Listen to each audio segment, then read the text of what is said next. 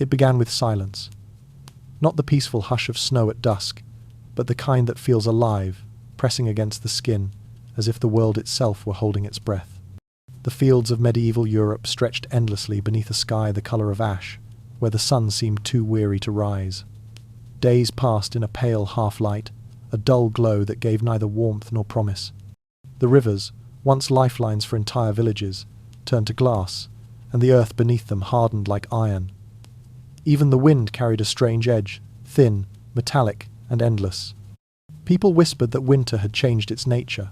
It was no longer a passing season, but a creature that had learned to stay. Generations had known cold before, but this was different, an unyielding siege. Smoke rose from every thatched roof, dark and desperate, curling into the grey heavens as though begging for mercy. Yet the clouds never parted. Snow fell when it wasn't expected, rain froze before it touched the ground, and time itself seemed to slow beneath the weight of frost. In the villages, old men stared at the sky with hollow eyes, recalling summers that had once burned fields golden. Their grandchildren only half believed them, for memory of warmth had become a rumour. The air smelled faintly of wet stone and soot, and even inside the huts, the cold found its way through cracks in the walls. Bread hardened before it could be eaten. Water froze in wooden bowls beside the hearth. And every night, as the temperature dropped further, people lay awake, listening to the timbers groan as if the houses themselves were alive with fear. Some said it was the will of God, a punishment for forgotten sins. Others swore the devil had taken the sun. Monks wrote of signs in the heavens, rings of fire around the moon, crimson auroras that shimmered like wounds across the night. Scholars, centuries later, would argue about the cause, a hidden volcano that had shrouded the earth in dust, a waning of the sun's fire, or a shift in the very breath of the world. But for those who lived through it, there was no science, only the feeling that the world had tilted into an endless twilight. In the frozen dawns, mothers carried buckets to wells that cracked and split like bone. Farmers struck at the earth with spades that bounced uselessly off the frost. The silence between hammer blows was vast and terrible, filled only by the distant cries of ravens that circled the fields, waiting. Dogs howled for hours, sensing something no one could name. When the bells of the nearest church froze solid, refusing to ring, even the most faithful began to wonder if heaven had turned its back. Each day blended into the next, until time itself lost its rhythm. The seasons had become one long exhale of cold, a monotony that numbed thought and feeling alike. Hope became something spoken only in whispers, as fragile as the frost flowers forming on window glass. Yet beneath the despair, there was still a quiet defiance. The stubborn rhythm of breath, of footsteps through snow, of hands coaxing a spark from damp wood. And so life continued, thin and trembling, under a sky that refused to warm. The people did not yet know they were standing at the edge of a colder, darker age, one that would test not their strength, but their faith in light itself. For when the sun no longer answers, it is not the body that breaks first, but the will to believe that spring will ever return. At first, it was only a poor season. The wheat ripened late, and the barley never quite filled its husks. Farmers murmured about the cold rain, the missing sun, but they still believed next year would be better. That hope was easy to carry when the granaries still held the last of the good years. But hope, like grain, cannot last forever. By the second failed harvest, the soil itself seemed to rebel. The fields turned to mud that swallowed boots and dreams alike. Blades of grass withered beneath thin ice, and stalks bent before they ever ripened. The rhythm of village life, sowing, reaping, feasting, fell apart. There were no feasts anymore. Children waited by the hearth, not for stories, but for the scrape of the last loaf against the bottom of a wooden bowl. In every home, the same quiet ritual began: rationing. Bread was sliced thinner each day until it resembled parchment. Mothers hid scraps beneath straw mats, saving them for the smallest mouths. Fathers hunted hares that no longer ran and dug up roots too bitter to eat. When the flour ran out, they mixed it with bark or ground acorns to stretch it further.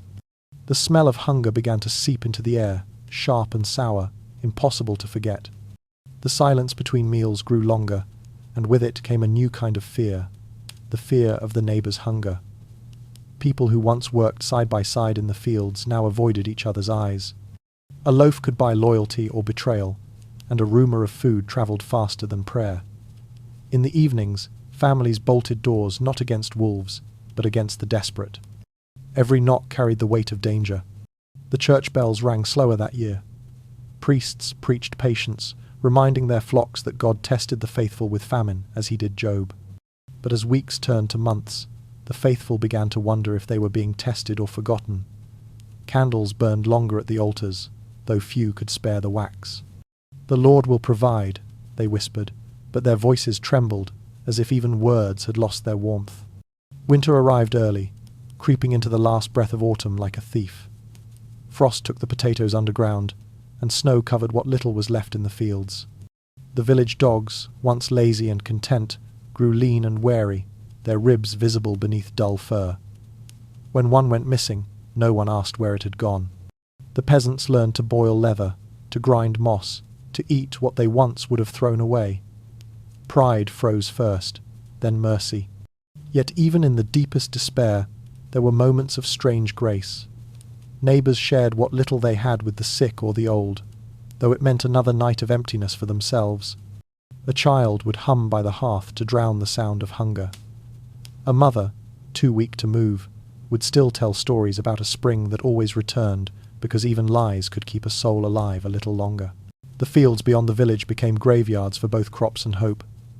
Where once the wind carried laughter and songs, it now carried the creak of empty wagons and the whisper of prayers unanswered. In the dark, the people began to wonder what they had done to offend the heavens. Was it their greed, their pride, or had the world simply grown tired of them? When the last loaf was gone, they turned to the forest.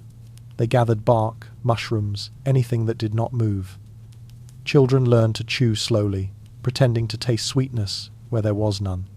The boundary between survival and surrender blurred. And still, the frost thickened on the windows, and still the sun refused to stay. By the year's end, there was no true harvest left, only the memory of it. But memory itself became a form of resistance, a fragile protest whispered into the frozen air, that once the earth had been generous, and perhaps, one day, it might be again. There was a time when every morning began with the sound of bells. Their echo rolled gently over the valleys, calling peasants to prayer and field work alike. But now, only the wind spoke, whispering through broken windows and hollow steeples. The bells hung motionless, their bronze throats sealed by ice. It was said that even sound had frozen, caught somewhere between heaven and earth. As famine deepened, the church, once the heart of every village, became a place of both refuge and dread. People gathered beneath the vaulted ceilings, not for celebration, but for survival. They prayed in heavy silence, shivering beneath their wool cloaks, the breath of the congregation rising in faint, ghostly clouds. The candles burned low, their wax dripping onto altars already cracked by frost. In those dim sanctuaries, faith trembled. The priests, gaunt and exhausted, still lifted trembling hands toward heaven. Their voices echoed faintly, brittle as glass, repeating the same promises. That spring would come, that God saw their suffering, that endurance was a holy act. But even the holiest words began to sound like distant echoes, fading into a sky that refused to answer. When one of the parish priests starved beside his congregation, his frozen hand still clutched a rosary. They buried him in the courtyard beneath a blanket of snow, and no one rang the bell. Rumours drifted between villages like smoke. Some said the cold was punishment for secret sins, witchcraft, pride, hidden greed. Others whispered that the world was ending, that the 4 horsemen had already ridden through the clouds unseen. It was easier to believe in divine wrath than to face the terrible simplicity of nature's cruelty. The poor looked to the horizon each morning, hoping to see a break in the sky, a ray of warmth that might mean forgiveness. But none came. The heavens remained iron grey and merciless. In the nights that followed, the howling wind replaced hymns. Dogs barked at nothing, and the silence afterward felt unnatural, as if the air itself waited. Inside cottages, families clung together beneath thin blankets, whispering old prayers not found in any book pleas taught by grandmothers, charms meant to keep death at the door. A single candle could seem divine then, its flicker transforming shadows into saints and monsters alike. Yet even amid despair, people found strange rituals of endurance. Some villagers began to mark the days on church walls, counting each sunrise survived as a miracle. Mothers told children that the bells slept and would awaken when the world was ready. For the young, that lie was mercy. For the old, it was faith clinging to its last breath. One dawn, frost crept across the bell ropes inside a small chapel by the river. A boy, barely 12, climbed the tower and struck at the ice with his bare hands, desperate to make the bell ring again. His fingers bled, but when the clapper finally moved, the sound that emerged was muted and hollow like a memory too distant to return. The villagers heard it and wept, not for joy, but because even hope sounded broken. As weeks blurred into months, the snow deepened and buried more than fields and homes. It swallowed identity itself. Priests forgot the holy days. Births and deaths went unrecorded. Life became a single, endless vigil beneath an indifferent sky. And somewhere in that silence, the people changed. They no longer prayed for spring. They prayed to endure one more night. When at last the first thaw came brief, uncertain, and quickly lost, it was met not with celebration but disbelief. The bells remained still, heavy with memory. The villagers listened for their voices but heard only dripping water, a softer rhythm, like the earth trying to remember its own heartbeat. In that fragile sound lay the promise that something still lived beneath the frost, a whisper that would lead, slowly and painfully, toward the age of survival. There was no sound more precious than the crackle of fire. In a world turned to ice, flame had become a kind of language, the last conversation between the living and the world that sought to bury them. Every ember, every faint orange flicker was a heartbeat against extinction. But finding fuel became a daily pilgrimage. Forests, once thick and generous, had long been stripped of dry wood. The remaining trees stood blackened, skeletal, unreachable through deep drifts. Men wandered for miles, carrying axes that struck more stone than bark. When they returned empty-handed, their silence told the story better than words. Inside the huts, the poor learned to burn what was left of their lives. Old furniture, wooden tools, even the beams of collapsing sheds, they fed them all to the hearth. Some began to trade family heirlooms for small bundles of peat, dark and wet but better than nothing. The smoke it produced was thick and sour, staining the walls like bruises. Still, people inhaled it gratefully. Each wisp of warmth, no matter how brief, meant another hour of survival. The nights were the hardest. The cold was not simply absence. It was presence, an unseen visitor pressing through cracks, crawling across skin, testing the will to stay awake. Children cried not from fear but from the ache in their fingers. Mothers wrapped them in every scrap of cloth, whispering lullabies meant to drown the sound of chattering teeth. Those who lived alone rarely spoke. The cold took language first, then thought. And yet, somewhere deep within that endless frost, small flames continued to bloom like defiance. In one forgotten hamlet, villagers gathered each evening around a shared fire in the square. It burned low and blue, fueled by whatever they could find: straw, dung, broken carts. Faces glowed dimly in its light, eyes hollow but determined. No one spoke much. There was nothing left to say, except the wordless prayer that the fire would not die before dawn. When snow began to fall again, they built walls of ice around the flame to shield it from the wind. It looked absurd, fire trapped in a prison of its enemy, but somehow it worked. Elsewhere, some turned to darker methods. Abandoned churches became shelters, their pews chopped into kindling. Icons and crosses carved over decades were burned without hesitation. Faith might save the soul, they reasoned, but only fire saved the flesh. The irony hung heavy in the smoke. People warmed their hands on what they once worshipped. Yet even as they burned their sanctuaries, they whispered apologies to the saints, as if afraid that guilt itself could freeze them solid. What little firewood remained became currency. A handful of twigs could buy a meal. A full log could buy trust. Neighbors began to measure each other not by wealth, but by warmth. The richest man in the valley was the one whose chimney still smoked, but wealth, in any form, drew danger. More than once, the sound of splintering doors shattered the night as desperate hands reached for another's fire. There were no laws anymore, only cold, hunger, and the soft hiss of snow burying everything it touched. Still, There were nights when the frost receded for a few precious hours, and families huddled close, feeling heat seep into their bones. They would close their eyes, pretending it was summer again, that somewhere outside the wind there were fields of green and rivers still running free. The fire became memory, an illusion that life had not always been this hard, that it might yet change. As dawn approached, the flames would shrink to embers. Someone would stir them carefully, blowing life back into the last coals.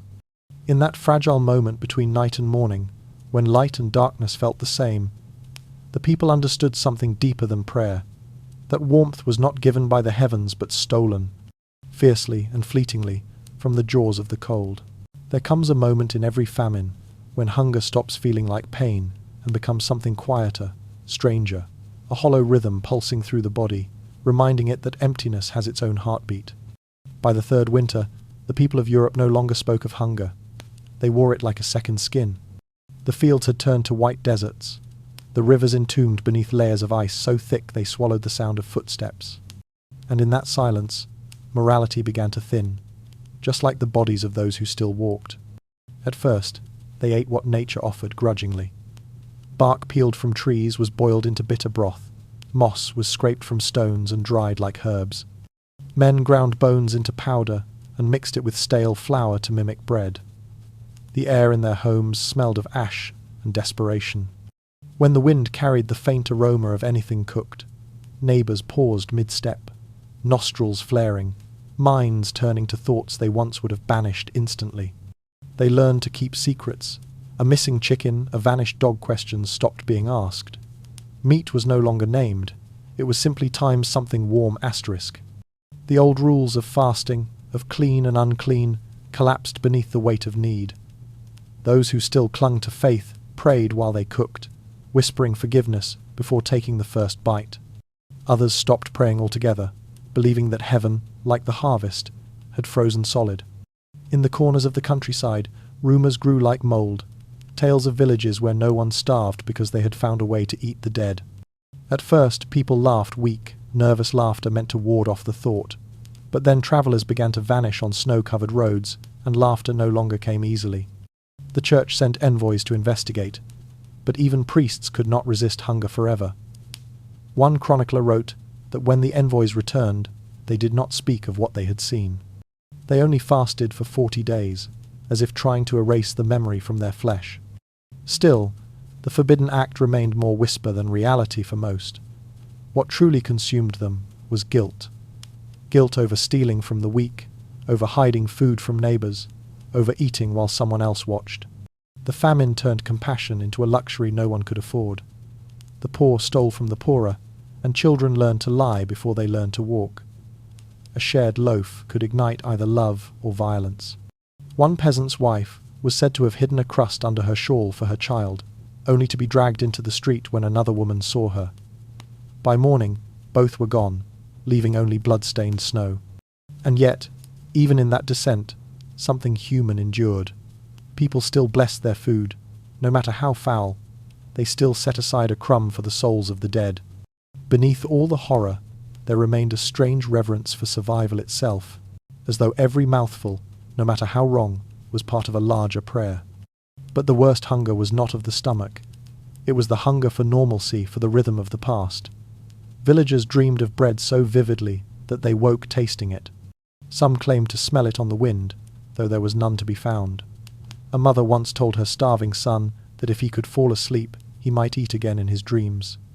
When he did not wake, she told herself that perhaps he had found that meal after all. By the 4th year, famine had stripped away almost every illusion of decency, but not entirely. In every settlement, there was at least one soul who still shared a widow who divided her last handful of oats, a monk who gave away his ration to the sick, a child who saved a crust for his dog.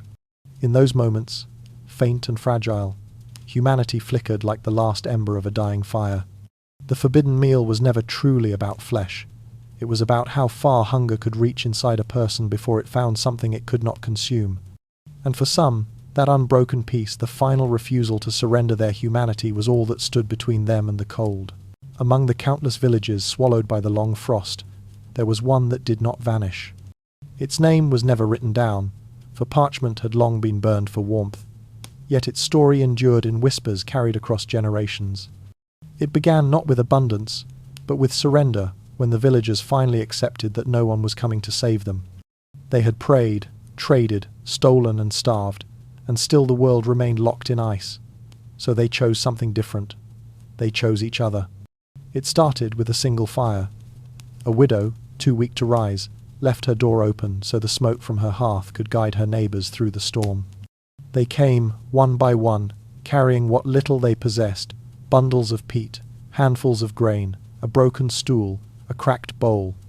They built a fire in the centre of the square, a strange defiance against the blizzard that clawed at their faces. The flame wavered, then steadied, burning brighter as more hands reached out to feed it. Around it, they gathered like exiles returning to a forgotten faith. That night, they did something no one had done for years. They sang. The voices were thin, cracked by cold, but the sound carried, curling through the frozen air like warmth itself. Children pressed close to their parents, faces lit orange by the firelight. The old told stories, not of gods or kings, but of springs that once returned without asking. They laughed quietly at their own weakness and found, within that laughter, a strength the famine had not stolen. Over the days that followed, the fire became their new church, their marketplace, their heart. When one found food, all ate. When one was sick, all tended. They learned to take turns sleeping closest to the flame so that no one froze alone. There was no leader, no law, only a rhythm born from necessity and compassion. The world beyond their village remained cruel and empty, but within their circle of light, something sacred stirred, the memory of what it meant to belong. When the thaw finally came brief, uncertain the village endured. They buried their dead together, marked their names in stone, and built a larger hearth in the square. Travellers who later stumbled upon the place would speak of the warmth that still lingered there, as though the earth itself remembered. The villagers never called it a miracle. They had no need for such words. They simply called it the fire that lived. And in that flame, humanity found its reflection a reminder that even in a world of endless winter, warmth could still be made by human hands. The cold cared nothing for crowns. In the high stone halls where kings once feasted and nobles argued over taxes, silence now reigned, a silence broken only by the echo of dripping water and the faint crack of distant ice. The same frost that crept through peasant huts now bloomed on marble columns and tapestries. Gold dulled beneath layers of frost, and the proud banners of royal houses hung stiff, their colours drained by cold. For centuries, Europe's great lords had imagined themselves chosen by heaven, untouchable behind their fortress walls. But the frost proved no respecter of blood. Castles built for war were helpless against this quiet siege. Fires burned day and night in grand hearths, yet even there the chill found its way through stone. Servants huddled near coals meant for their masters, and even kings wrapped themselves in furs like beggars. The scent of wax and smoke filled every corridor, mingling with the heavy perfume of fear. In France, the royal baker could no longer keep the ovens warm enough for bread. In England, entire herds perished, their carcasses frozen in the fields before they could be butchered. The nobility, desperate to maintain appearances, hosted feasts made of illusion, hollow pastries stuffed with air, fruit carved from turnips, and goblets filled with melted snow coloured with wine. The illusion of abundance was all they had left. But outside their walls, peasants starved by the thousands. Armies that once marched at a king's command now disbanded, soldiers returning home to protect their own families. Power dissolved like snow under the first sun. The rulers began to understand that their thrones were nothing more than gilded cages, comfortable prisons, slowly encircled by hunger. Some turned cruel. They demanded more taxes from those who had nothing left, hoping to buy warmth with silver. Others turned to the church, offering lands and titles for blessings that no longer came. Yet there were a few rare and remembered who descended from their towers and shared their stores. A countess in the Rhineland gave her entire winter grain to her people, dying weeks later of exposure. A baron in Italy opened his wine cellars to travellers, calling it his last confession. Their stories drifted through the continent, whispered like prayers that still glowed faintly in the dark. But compassion could not stop what was spreading. Frost claimed the vineyards, the orchards, even the seas. Ships froze mid-journey, locked in ice near northern ports. Fishermen lit fires on deck, just to stay alive, watching helplessly as their nets froze solid. Trade collapsed. Kingdoms that once thrived on distant imports now found their wealth meaningless, without grain or heat. The cold was not merely a season, it was a great equalizer. Under its rule, beggars and barons shared the same enemy. The peasants looked to their lords for protection, and the lords looked to the heavens for mercy. Neither found what they sought, and slowly, pride itself began to thaw, softened not by kindness, but by the simple realization that survival made equals of them all. By the time spring should have come, the great courts had emptied. Nobles fled south, chasing rumors of warmth, like exiles chasing ghosts. Those who stayed behind wrapped themselves in silence, staring at the endless white that covered their lands like a shroud. The world that had once danced to the rhythm of kings now bowed to a different power, an invisible kingdom of ice that ruled without voice, without mercy, and without end. The roads that once carried merchants and pilgrims now bore only ghosts. They moved slowly, bent beneath the weight of hunger, faces hollowed until they no longer looked like faces at all. Entire families drifted from one frozen village to another, searching for anything that resembled food, or mercy, or even warmth from a stranger's fire. What had once been paths of trade had become trails of desperation, lines of footprints pressed into snow, soon to be erased by wind. No one walked alone anymore. The living clung to one another, afraid that if they stopped moving, sleep would claim them for good. Mothers wrapped infants against their chests, but many carried only silence, holding bundles of cloth that no longer stirred. Men dragged carts, filled with whatever could be bartered, rusted pots, tools, relics of homes that no longer existed. At night, they lit small fires in the ditches beside the road, too weak to gather wood, feeding the flames with scraps of rope or parchment. Each spark flickered like a final prayer before being swallowed by the dark. The toll of the dead grew so great that no one could keep count. Bodies lined the roadsides, stiff as wood, eyes open to the grey sky. When thaw came, it revealed fields sown not with crops, but with bones. The survivors stepped around them silently, unwilling to look too closely, for fear of recognizing someone they had once loved. Even the birds avoided these places, as if life itself had forgotten the way. Here and there, bands of desperate men formed half pilgrims, half predators. They moved like shadows, scavenging from the fallen, raiding what little remained in villages already stripped bare. The law had frozen with the rivers. Only the instinct to survive remained.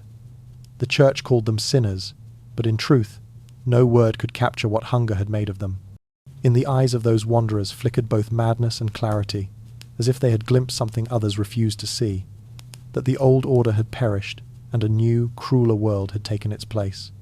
Among them walked the silent faithless, the ones who had stopped praying, stopped speaking. They trudged forward as if pulled by something unseen, perhaps only the faint hope that somewhere, beyond the frost, the earth still remembered how to be alive. And sometimes, on rare days, they did find a place where the snow had melted just enough to reveal a patch of soil or the glint of water. They would fall to their knees and drink or dig with bare hands, the dirt turning black beneath their nails. For a few moments, it felt like resurrection. Then the wind would rise again, and they would continue walking. Chroniclers later wrote of these endless migrations as if they were numbers, statistics etched in ink. But numbers could never capture the silence of those roads, or the sound of bare feet on frozen mud, or the strange dignity with which the dying carried themselves. For in their suffering, they became more than victims, they became witnesses. Witnesses to what happens when nature itself decides to remind humanity who truly holds dominion. When spring finally touched the edges of the continent, many of the travellers never saw it. They remained where they fell, unnamed but not forgotten. The roads they walked became symbols, pathways etched into memory rather than maps.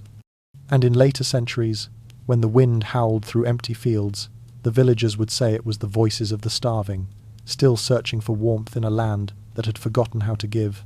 At first, the mind resisted. It tried to make sense of the stillness, the endless grey, the sameness of days that no longer had beginnings or ends. People told themselves that spring was simply late, that the sun would soon return. But as the weeks stretched into months, something within them began to unravel. The body could endure cold, the spirit could not. The cold was not just outside, it seeped inward, settling behind the eyes. Sleep grew strange. Dreams became vivid and cruel, fields of green that vanished at a touch, tables full of food that dissolved into snow.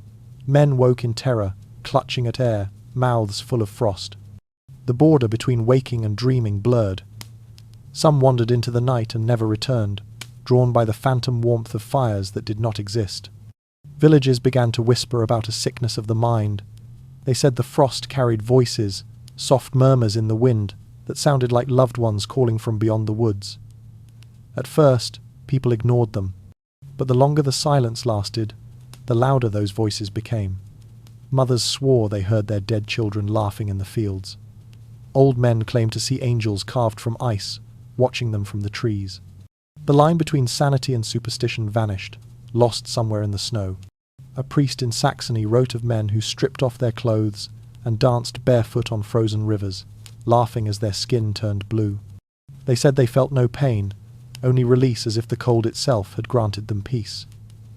Others spent hours staring into flames until they forgot their own names, mesmerized by the illusion of warmth. Madness, it seemed, was the only mercy the winter offered. Even those who survived found themselves haunted. They began to fear the quiet, unable to sleep without the sound of wind.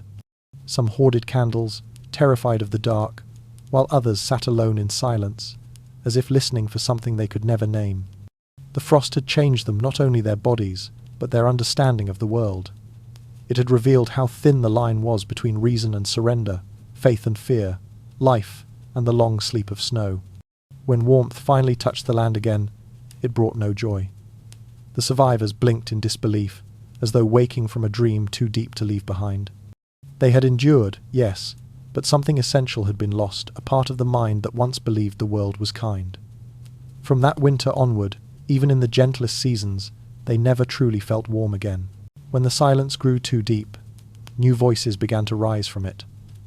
Not the voices of kings or priests, but those of wanderers, gaunt men and women who claimed to have seen visions in the storm. They arrived barefoot in villages buried under snow, eyes wild, speaking of omens written in the frost. Some said the Virgin had appeared to them, wrapped in white like the earth itself. Others swore they had heard the voice of God whispering through the wind, promising that the world would soon be remade. People gathered around these strangers, not because they believed, but because belief was warmer than despair. The prophets spoke of cleansing and rebirth, of a time when the cold would wash away corruption and make the world pure again. They said the poor were being tested, and that those who endured without sin would inherit the thaw. Some preached repentance, urging people to cast out greed and confess their envy. Others promised miracles if enough faith was gathered in one place. None could bring food or fire, but their words fed something hungrier, the need to hope. In France, one such preacher walked from village to village, wearing a crown of frozen thorns. He carried no cross, only a handful of ash that he claimed was snow from the Garden of Eden. The people followed him for weeks, leaving their homes behind, convinced that if they reached the mountain he spoke of, the sun would return. When the snow swallowed the path and the followers began to die, the man vanished. Some said he froze standing, eyes open toward heaven. Others claimed he turned to light and disappeared. The church watched with unease. The bishops saw in these wandering prophets both danger and truth. Their sermons competed with those of Rome, and their miracles, though false, gave people the courage that doctrine could not. Yet how could the church condemn those who offered hope when it had none to give? Even priests, weakened by hunger, began to listen, drawn to the notion that perhaps the suffering had meaning, that winter was not punishment, but prophecy. And so the lines blurred. Holy men began to fast until they saw visions. Pilgrims built crosses of ice along roadsides, believing each one brought them closer to redemption. The landscape itself became sacred mountains, rivers, even storms transformed into symbols of divine will. People began to kneel not only before altars, but before the sky, begging for signs. Sometimes they received them. Strange lights flickered across the heavens, green, red, and gold dancing curtains of colour that none had seen before. The prophets called them angels. The priests called them wonders. The people called them hope. But hope is a fragile thing. When the lights faded, when the wind returned, and no miracle followed, despair came back stronger than before. The prophets, once revered, were blamed for lying to the desperate. Many were chased from villages, stoned, or left to freeze where they fell. Still, their words lingered like smoke haunting, half believed. Even as the people buried the bodies of false saviours, part of them still listened for new ones. For in a world turned white and endless, it was easier to believe that someone, somewhere, still knew why. The Church had always been the spine of Europe, the unbroken voice between earth and heaven. Yet when the frost came, even that voice began to falter. The great cathedrals that once glowed with colour now stood like frozen monuments to silence. Their stained glass windows, shattered by storms or sealed in ice, no longer bathed the altars in light. Inside, priests shivered in their robes, their breath fogging the air above sacred relics that offered no warmth. At first, the clergy responded with ceremony. Across the continent, bells rang for days, calling for prayer and repentance. Processions wound through snow-choked streets, their banners stiff with frost, their candles sputtering in the wind. Monks carried icons through villages, chanting psalms that cracked in their throats. For a time, it felt as though faith itself could melt the air. But when the prayers ended and the cold remained, the illusion began to crumble.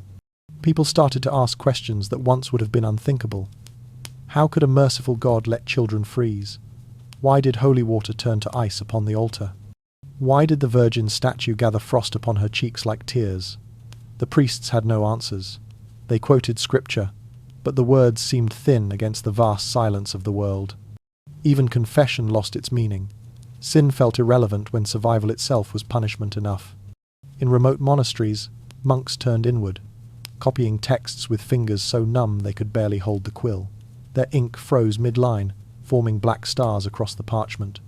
Some abandoned their work and began recording the weather instead, daily notes of temperature and snowfall, trying to find logic in the divine.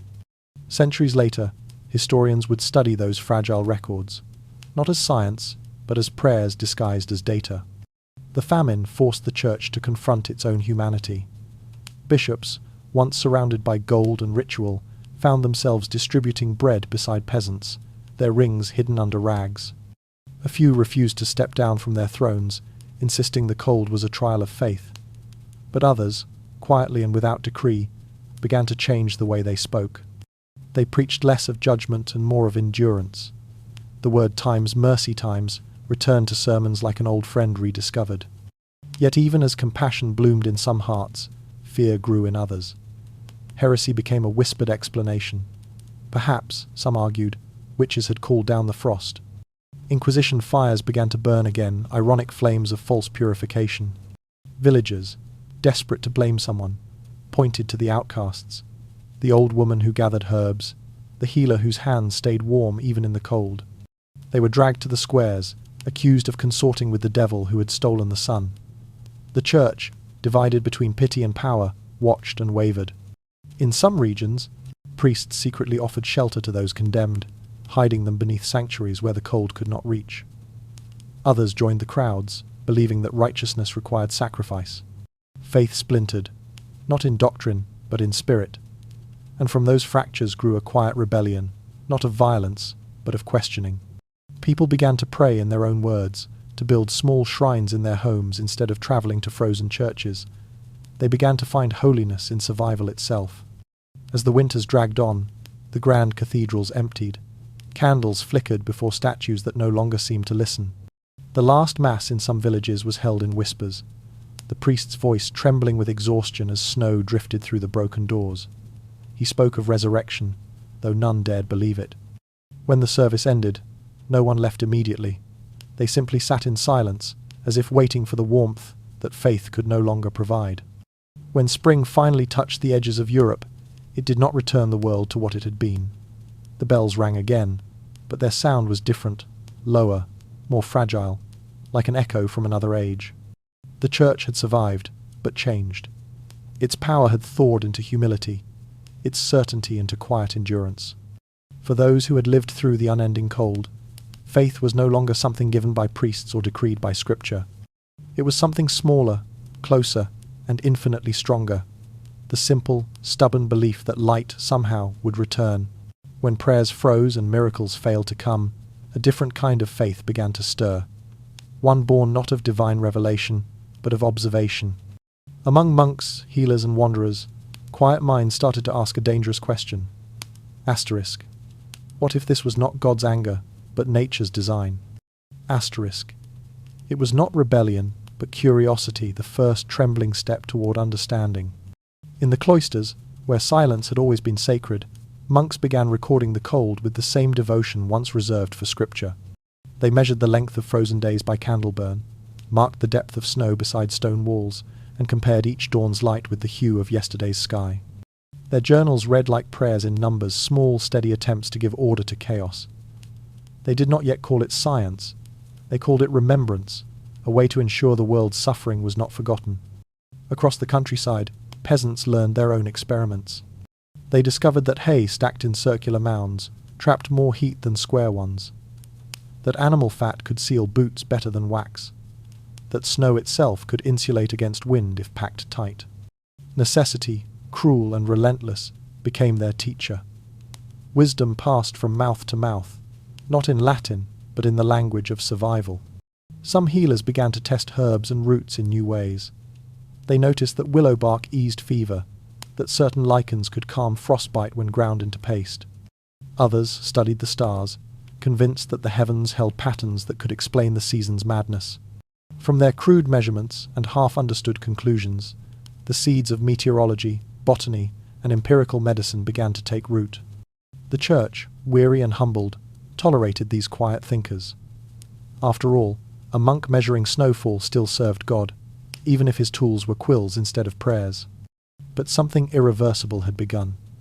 The people's trust shifted, ever so slightly, from miracles to methods, from what was promised to what could be proven.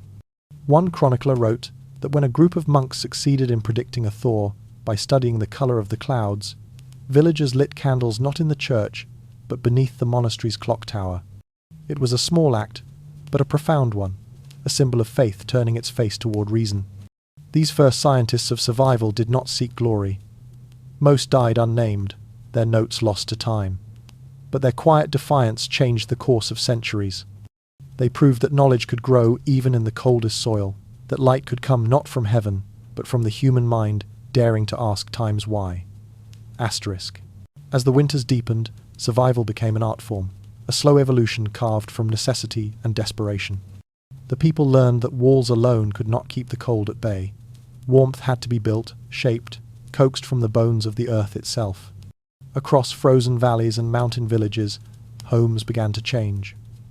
The high ceilings of nobility vanished, replaced by low beams that trapped heat close to the ground.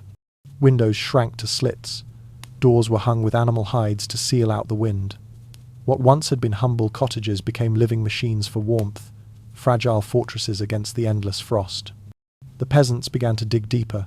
Cellars turned into shelters, not for food but for people. Families slept beside barrels and tools, wrapped together in one breathing mass, their shared heat the only fire they could afford. Walls were lined with straw, moss, and even manure, anything that could trap the ghost of warmth. It smelled of survival, not shame. Every night, smoke rose from chimneys like slow exhalations of the earth, a sign that life, though faint, still lingered below. In the north, they built homes half buried in the ground, using the soil itself as insulation. The wind howled above, while beneath, the air remained still and almost kind. Those who lived in such places said they could hear the frost scratching at the roof, like claws against wood, but it never entered. Children learned to listen for that sound not with fear, but gratitude, for it meant the house was holding fast. In the monasteries, monks began to experiment with structure. They layered stone upon stone to form double walls, filling the gaps with sand or ash to trap heat. These simple designs, born of desperation, became the ancestors of modern insulation. In time, the poorest villages would adopt them, turning crude stone huts into dwellings that could outlast the fiercest storms. Even in their austerity, the people found a strange pride in craftsmanship. They called their homes earth wombs, for within them the world still nurtured life. Inside these dim sanctuaries, the hearth became the heart. Families gathered not around wealth or ritual, but around fire. It was no longer just a tool. It was memory, comfort, and faith bound together. The act of tending it became sacred. The father rose before dawn to stir the embers.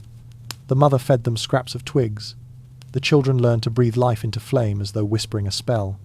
Fire was a companion now, a creature that demanded care, but in return offered the warmth of existence itself. Those who ventured out spoke of strange new designs appearing across Europe, houses with chimneys tall as trees, smoke houses turned into shelters, barns joined to living quarters so that animal breath might warm the air. Human and beast lived side by side, sharing warmth in silence. The night smelled of hay and life. Through these small miracles of design, the people learned a truth older than any scripture, that survival was not a gift from the heavens, but a craft taught by the earth. And in that understanding, they found something far stronger than hope. They found adaptation, the quiet promise that even against the coldest age, the human hand could still build warmth from nothing but will. When wood ran scarce and fires burned low, warmth had to be worn instead of built. Across the frostbitten fields of Europe, a quiet revolution began in spinning wheels and needles. Women, once dismissed as background to the fields and hearths, became the unseen engineers of endurance.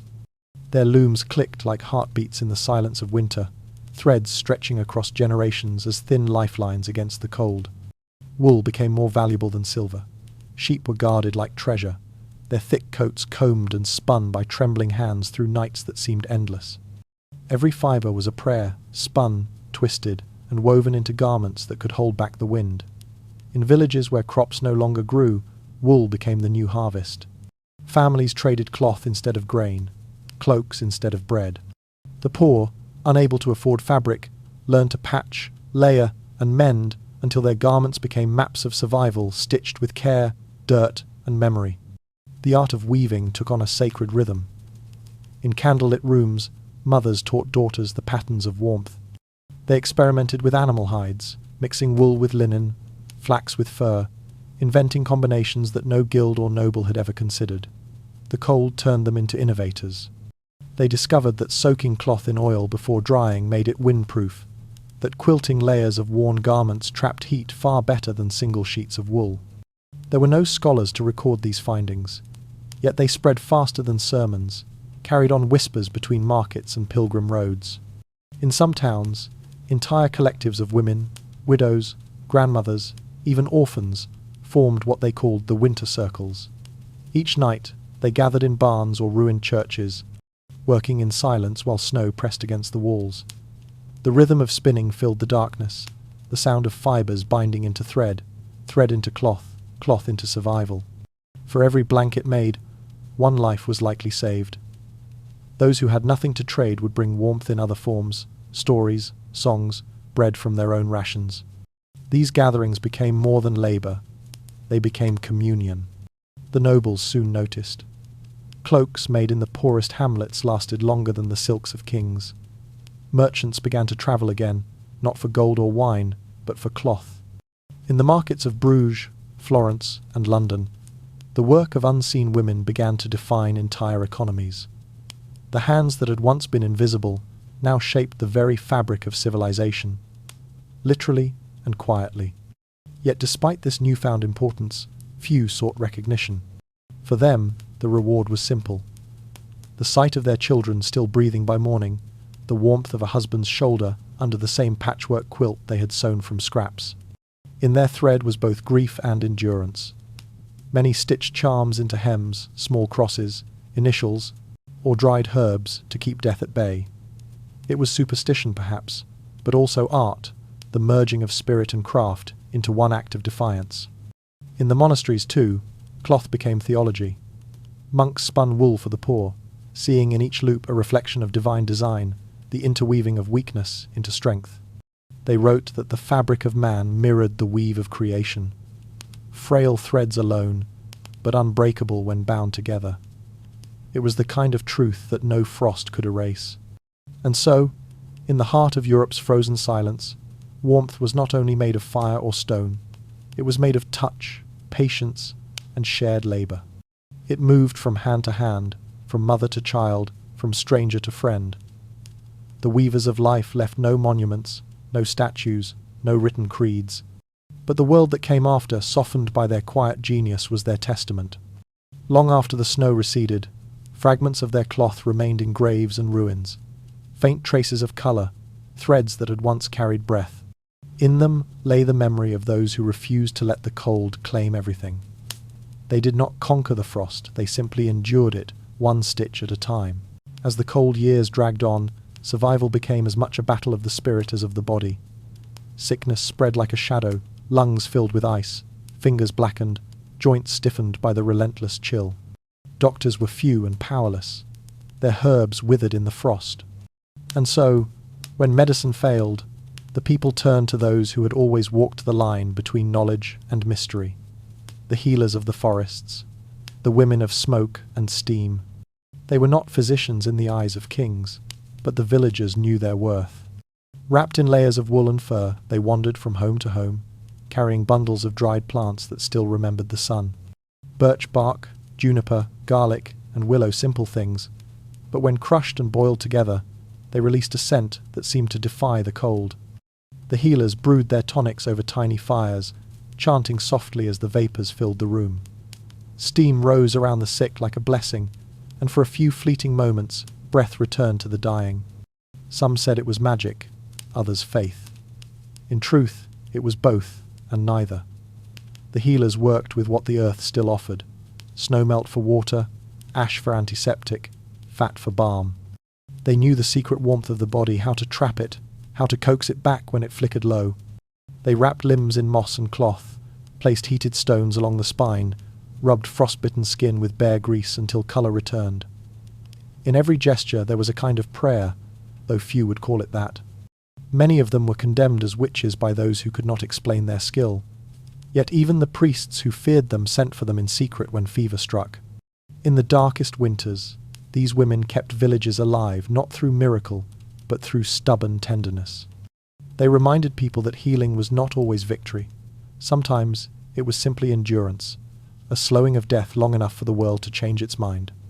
In hidden clearings and hollow trees, they gathered plants that survived where others died. Some glowed faintly in moonlight, others burned the tongue when tasted. The healers kept their secrets not from pride, but protection knowledge this fragile could not belong to those who sought power. Their craft was not written in books but whispered in breath, passed from mother to daughter like a candle flame carefully shielded from wind. When at last the cold began to ease, and the air softened around the edges of spring, it was said that the forests themselves exhaled with relief. But the people remembered who had kept them alive in the silence. Long after the healers were gone, the smell of boiling herbs, the hiss of steam, the soft hum of their songs lingered in memory, proof that even in an age of ice, compassion could still burn warmer than any fire. The sky had always been humanity's oldest companion, a vast clockwork of stars and seasons, faithful in its rhythm. But in the early years of the Great Frost, something broke in that pattern. The light dimmed, not suddenly, but as if a veil had been drawn over the heavens. Days grew shorter, even when they should have been long, and the sun itself took on a pale, sickly hue. To the people below, it felt like judgment. To the few who observed quietly, it looked like mystery. Centuries later, scholars would trace it to the mountains, volcanoes that had erupted with apocalyptic force in distant lands, throwing dust and sulphur high into the stratosphere. But for those who lived through it, there were no words for such a thing. They saw only the consequences: a sun that flickered like a dying candle, crops that yellowed before they ripened, and a sky that bled strange colours at dusk. Witnesses described sunsets that looked like wounds, scarlet bleeding into black, the horizon glowing as if the world itself were burning. The nights glowed faintly too, as though the air had swallowed fire and refused to let it die. Some called it divine wrath, others a sign of the world's end. Yet beyond the myths, an invisible poison drifted through the atmosphere, spreading ash and chill across continents that would never see the mountains where it began. In the monasteries, chroniclers wrote of a dry fog that dimmed the earth. They said the moon rose blue, and the stars grew pale. Rain fell but carried no scent, rivers filled with ash. The sun, when it did appear, seemed smaller, its warmth weaker, its light fading faster. People began to notice that even at noon, their shadows were faint and colourless, as if the world itself had lost its memory of brightness. Animals grew restless. Birds abandoned their nests, flying endlessly toward horizons that never changed. Herds of deer and oxen wandered into villages, starving and confused, their instincts shattered by a world they no longer recognized. The rhythm of life migration, mating, birth fell apart, replaced by stillness. Farmers spoke of days that felt like twilight and nights that refused to end. Far across the seas, in places the peasants could not imagine, mountains had split open. Rivers of molten rock poured into the air, carrying with them the dust of death. The eruption's roar would never reach Europe's ears, yet its shadow would settle over them for decades. It was nature's secret hand, unseen, unblamed, but devastating. And so, the Little Ice Age was born, not from the malice of gods or the sins of men, but from the earth's own heart. Yet no one then could comprehend that the true enemy was not heaven, but below the same ground they preyed upon. The irony was bitter. They had looked to the sky for answers, never realizing the curse had risen from the soil itself. In later years, when warmth slowly returned, a few scholars would find strange black rings in the trunks of ancient trees' records, written not in ink, but in silence. They told of years without summer, when growth ceased, and even the forests held their breath. The earth had remembered what the people could not, that one eruption, somewhere far beyond their sight, had stolen their sun and rewritten their fate. The first rains after the great dimming did not cleanse the earth, they blackened it. They fell slow and heavy, smelling faintly of brimstone and metal, coating leaves in a grey film that clung like smoke. When villagers lifted their faces to the sky, hoping for mercy, the droplets stung their eyes and left streaks down their cheeks, like tears made of soot. They called it the devil's rain, and in every language it carried the same meaning. Something in the heavens had turned against them. Fields that had once drunk rain greedily now hissed when it fell. The water darkened the soil but gave no life. Seeds rotted before they could sprout, and the few that did rise withered within weeks. Livestock refused to drink from puddles, sensing what humans could not. The world, it seemed, had become allergic to its own sky. In some villages, the black rain was gathered in jars, believed to be holy or cursed depending on who held it. Priests sprinkled it on altars, hoping to transform punishment into blessing. Healers, braver or more desperate, boiled it into tonics to drive away fever, though most who drank it never woke. Even so, people kept collecting it, for in their eyes it was proof that heaven was watching, that their suffering had form and purpose. To admit it was only ash was to face the unbearable truth that the world's torment might be meaningless. At night, the wind carried dust that glittered faintly in the air, like falling stars too tired to burn. When it settled, it left strange patterns on rooftops and frozen rivers, thin spirals and dark stains that looked almost deliberate. The peasants whispered that these were messages, sigils of divine language. Monks, skeptical yet fascinated, began sketching them onto parchment, noting their shapes and the direction of the wind. Those drawings would later be studied by scientists centuries hence, who would see in them the fingerprints of volcanic ash, the residue of a planet momentarily out of balance. Animals grew sick, milk curdled within hours, and the wool of sheep turned brittle. Fish floated dead in rivers that shimmered with a dull sheen. Even the air felt heavier, as though filled with invisible grit. Breathing became labour. And yet, despite it all, people continued to till their fields, praying that one clear morning the clouds might finally break. But the sun, when it appeared, was veiled its light, a dim orange disk that warmed nothing. Travellers brought stories of distant lands where entire forests had turned to grey skeletons, where the snow was black and the rivers steamed with heat. Others spoke of mountains that glowed red at night, their peaks breathing smoke like living things. To the frightened, these tales confirmed what they already believed, that the world was ending not slowly, but deliberately. One chronicler wrote that the air tasted of stone. He described how people coughed ash into their palms and traced crosses in it upon their doors. Some used it to mark graves, saying it would keep the dead from wandering. In truth, it changed little. The rain kept falling, and each storm carried more of the mountain's breath, its unseen poison seeping into the soil, the food, the blood. And still, beneath the fear, something remarkable endured: curiosity. A few monks began to study the storms rather than curse them. They recorded wind patterns, temperatures, even the colour of the clouds. They could not know they were witnessing the birth of a global mystery, an event that would scar the climate for centuries, but their notes preserved the truth that faith and reason could coexist, even amid despair. When at last the black rain ceased, the land lay quiet, stripped bare but waiting. The air smelled faintly cleaner, though the scars remained. Crops would not return for years, yet the people lifted their eyes again, searching for a sun that had almost forgotten them. What fell from the sky had nearly undone them, but in surviving it, they learned to look upward not with worship, but with watchfulness. When the skies finally cleared, the world that emerged was not the same. Crops would grow again, rivers would flow, but something older and quieter had taken root in the minds of men, the memory of a cold that refused to die. In the centuries that followed, that memory reshaped itself into story. What could not be explained became myth, and what was too painful to remember became legend. The peasants spoke first.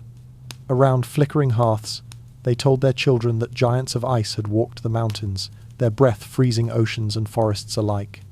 The nobles repeated tales of angels punished for pride, cast from heaven to wander the earth as snow. In the north, storytellers spoke of a serpent coiled beneath the world, its scales made of frost, its stirrings bringing storms. And though the details changed from land to land, one truth remained constant. The winter had not been mere weather, it had been alive.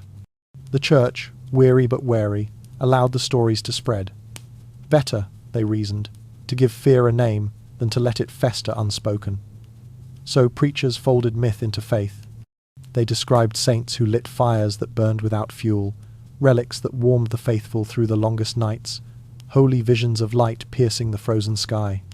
Each tale softened the horror of memory, turning famine into parable, suffering into redemption.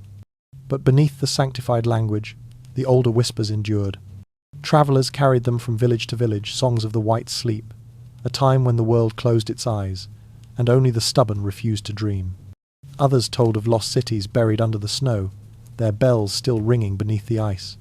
Children were warned never to wander into blizzards, for the wind might remember the taste of souls.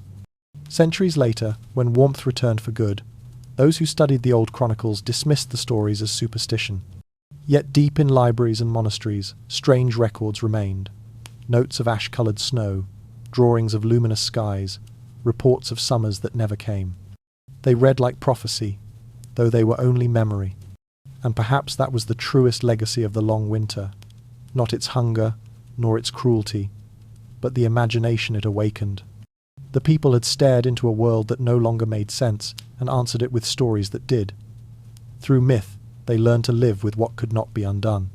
Through storytelling, they thawed the silence left behind by the frost.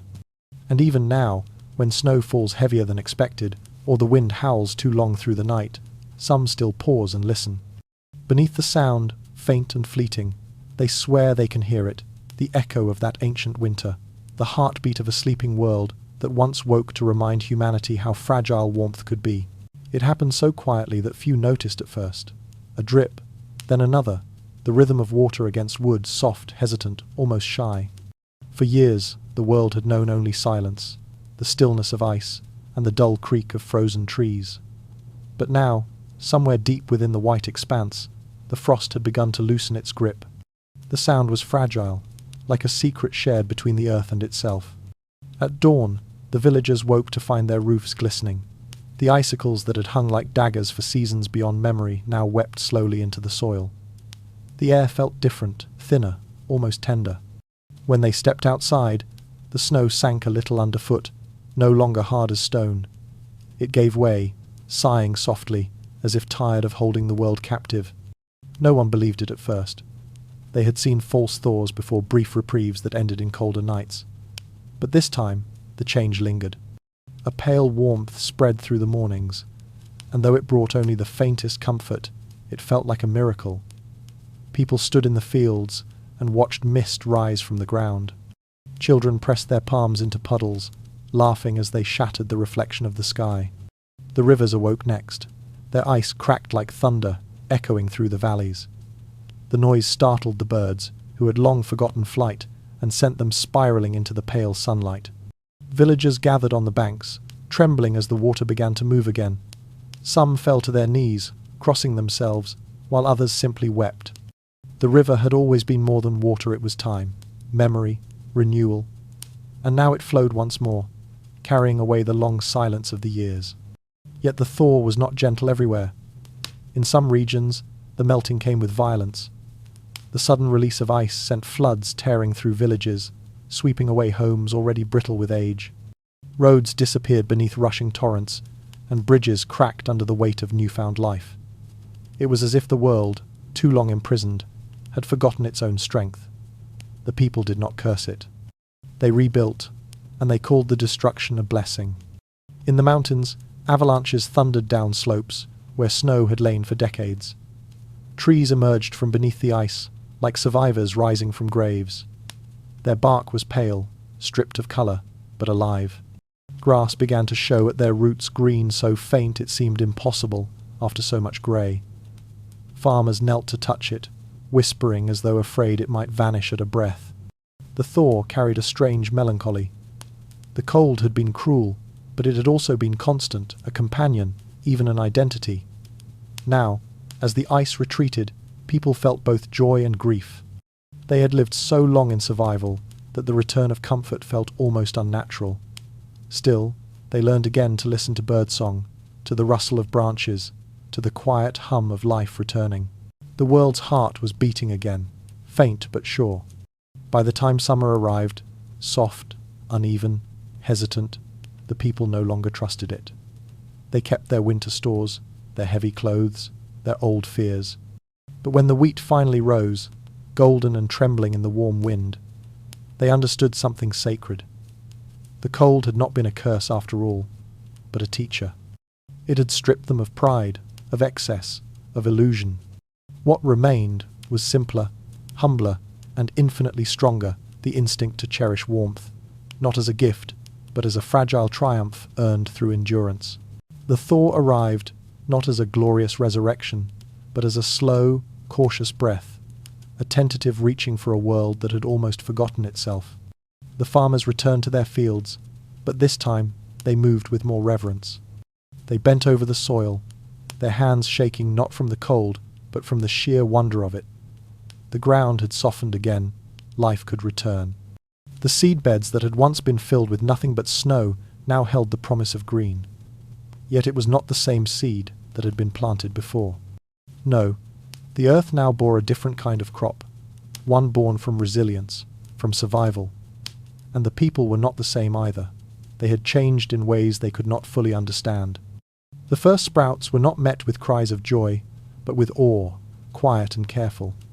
They touched the tender shoots, each one a small defiance against a past so harsh that even nature had seemed to abandon them. They planted again, but they planted with a kind of humility, as if aware that the earth might turn cold again, that this gift was not guaranteed. The soil, having been so long dormant, felt more sacred now. It wasn't just earth, it was survival, it was memory, it was the unseen promise of tomorrow. And the people who worked it did so with new faith. Not the old faith that had promised salvation after death, but the new faith, one that believed life itself was holy. With the thaw, a strange new belief began to spread. It wasn't tied to any single god or religion, but to something older, perhaps even primal, a belief that the seasons were not just cycles, but tests. The people had seen their lives reduced to nothing, had watched the world strip away everything they knew. Yet now, in the return of spring, they believed they had earned this gift. They had been tested, and they had survived. They began to build new shrines, not to saints or kings, but to the seasons, to the forces of nature that had almost destroyed them. They began to believe that the earth itself had a soul, and that they were part of something far larger than themselves. In every village, something new grew, both in the fields and in the hearts of the people. The idea of community grew stronger than before. Neighbours who had once turned away in hunger now shared with ease, for they knew the price of selfishness. There was no longer room for pride in a world where survival depended on the generosity of others. The concept of wealth itself began to change. Gold and silver seemed useless in a world where bread, warmth, and a helping hand were the true currency. Yet even in this newfound unity, something darker lingered, an unspoken fear. The thaw was tentative, it was fragile, and the memory of the cold still clung to their bones, like the shadows that stretched across the land at dusk. For every plant that sprouted, a silent dread remained, one that asked, asterisk, what if this time the earth turns away again? Asterisk, what if this was a brief reprieve, a cruel illusion? But even in the face of this uncertainty, the people continued to plant. They planted because they had to, because the earth, though unpredictable, was the one thing they knew would always demand their faith. In the towns, travellers began to trickle back. They spoke of the distant south, of lands untouched by frost, but the people, once desperate to hear of warmer shores, now turned inward. Their land, their frostbitten soil, was theirs. They had earned it. And so, they worked it again, not with the frantic desperation of hunger, but with the slow, steady hands of those who had learned what it meant to truly appreciate the gift of a single season, a single harvest. Spring was no longer just a season. It was an understanding, a moment of quiet communion between the earth and the people who had learned to endure its coldest lessons. As the seasons shifted once again, and the land that had once been so still began to hum with life, the memories of the long winter did not fade. In fact, they were passed down, etched deeply into the hearts of those who had survived. The elders spoke in hushed tones, their voices threaded with both grief and wisdom. They told the children not of stories of triumph, but of endurance, of a time when warmth was a distant memory, when survival was the only prayer. The children listened quietly, not fully understanding the weight of the words, but absorbing them like the soil absorbed the sun's warmth. They grew up knowing that what had been won was fragile, that the beauty of a blooming flower or the sound of a warm fire was not guaranteed. It was a lesson they carried with them as they stepped into the world, one foot firmly planted in the past and the other in the future, grounded in the knowledge that survival had always been a delicate balance between the two.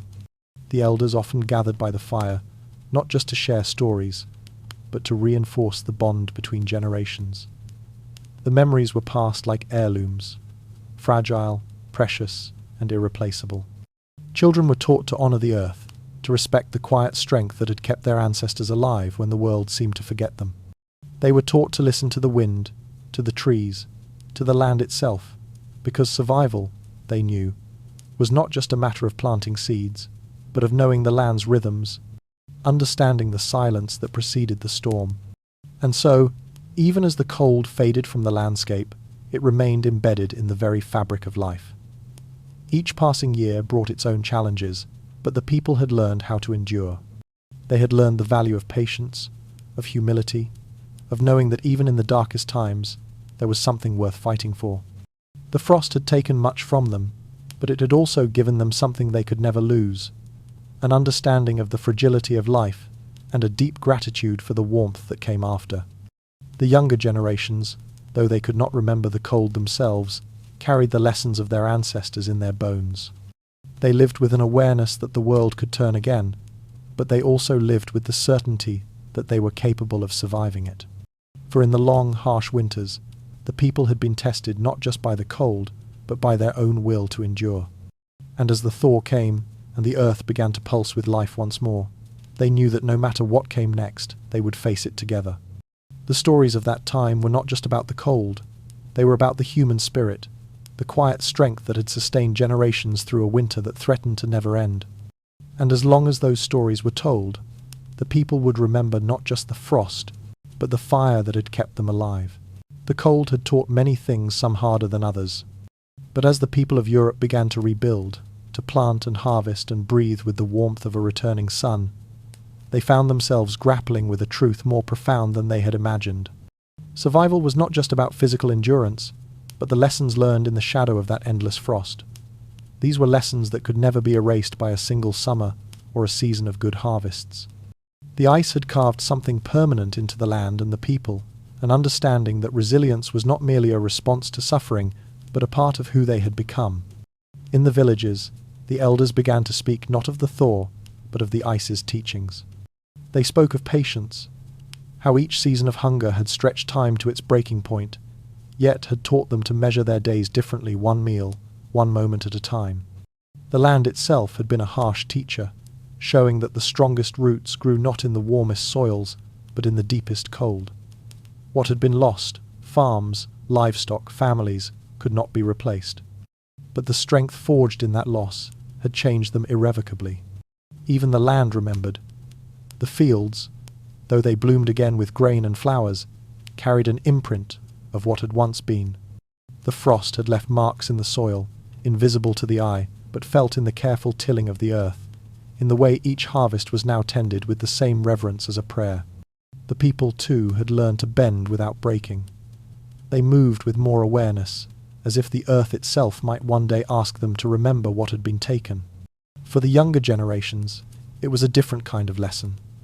They had grown up in a world where the cold was a distant myth, a story told by their parents, something too unreal to touch. But the stories, whispered by firelight, carried weight. They spoke of neighbours who had shared their last loaves of bread, of how families had divided not just their homes but their hearts. These stories were not relics of the past. They were reminders of the fragile balance between survival and sacrifice. And so the lessons continued to be passed down. The people learned to live with a quiet humility that transcended belief systems, that went beyond faith in any one God. It was a faith in community, in the strength of hands joined together, in the knowledge that survival was a shared endeavour. They planted not just for themselves, but for each other. They built houses, not as castles to be locked away from the world, but as homes where the warmth of the fire could never be hoarded. Even as new generations took their place at the hearth, they carried with them the stories of the cold. They taught their children to listen to the wind, to respect the silence of the land, and to understand that the cycles of nature could never be predicted. The cold was no longer a curse. It was a reminder, one that was woven into the fabric of their culture, their way of living, their collective identity. It was a lesson they could never forget. When new storms rolled in, when the winds howled once more, the people did not fear them. They knew that the earth could be brutal, but it was also generous in its own time. They had survived the greatest of winters, and in that survival, they had found not just the will to endure, but the will to thrive. And in the quiet moments when the fire flickered low, they whispered thanks not to gods or kings, but to the land that had taught them how to live. When the thaw came, it did not simply return the world to what it had been. It painted it in colours no one had ever seen before. The landscape that had been muted, stripped of life and warmth, was reborn in strange hues of gold and shadow. It was as if the very earth had been washed clean by the years of ice, its essence now laid bare. And in this new world, art began to flourish. The painters, the poets, the storytellers, those who had watched the frost claim everything they knew, now began to weave it into their craft. They painted not the summer skies or the rolling hills of harvest, but the quiet beauty of the frozen world. Ice-covered trees with branches bowed under the weight of snow were captured in delicate strokes of white and blue. Villages that had once cowered under the weight of winter now rose in paintings as symbols of endurance, their roofs heavy with snow, windows glowing with light in defiance of the cold. Artists, too, had survived the winter, and in that survival they learned to see the world differently, to find beauty in what had once been only bleakness. Some painted not with the bright pigments of spring, but with dark blues and muted reds. They used shadow as light, creating scenes of frosty mornings when the world still slept, frozen in time. There was something almost sacred about these pieces, as if the artists had tapped into a universal truth, the beauty of the world's fragility, its impermanence. In the eyes of these paintings, the cold was no longer an enemy, but a teacher. Every brushstroke seemed to acknowledge that life, too, could be as fleeting as a snowflake. The church, too, found in these depictions a new way to understand suffering and endurance. The frost had tested faith, yes, but it had also revealed its strength. The saints were now depicted with winter's grace, cloaked in robes made not of silk, but of fur and cloth, standing amidst snow-covered landscapes as symbols of resilience. Some monks painted frescoes of Christ's suffering in the cold, showing not a man on a cross, but a divine figure wrapped in the winter itself. The warmth of Christ, it seemed, could not exist without the colder reflection of the world that had survived it. For the common folk, These paintings were more than mere decoration, they were markers of survival. In every brushstroke, they saw their own endurance, their ability to survive the bleakest of seasons. It was not simply the memory of hunger or frost that these works preserved, but the quiet rebellion against it. In the face of death, they had learned to create. They had learned to find light, even in the darkest of times.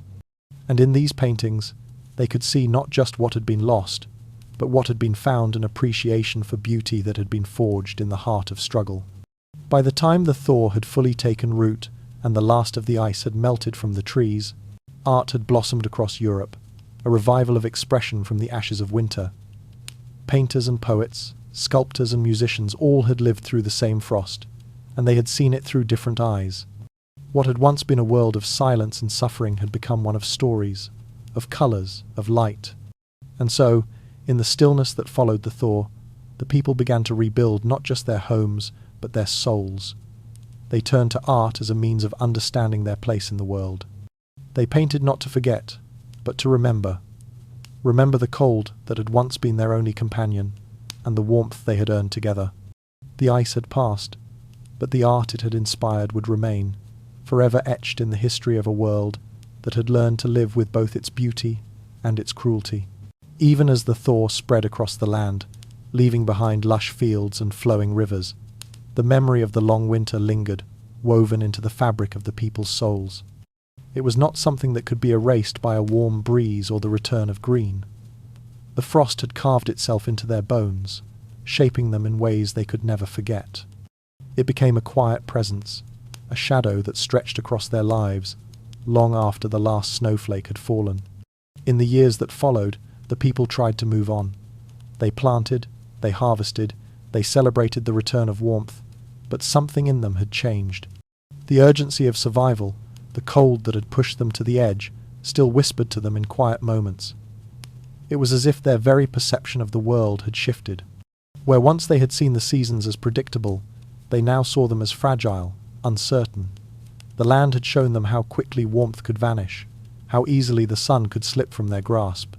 And in that knowledge, they learned to appreciate it differently, to hold it with a kind of reverence they had never before known. The older generations spoke of it in hushed tones, warning the young not to forget the lessons of the frost.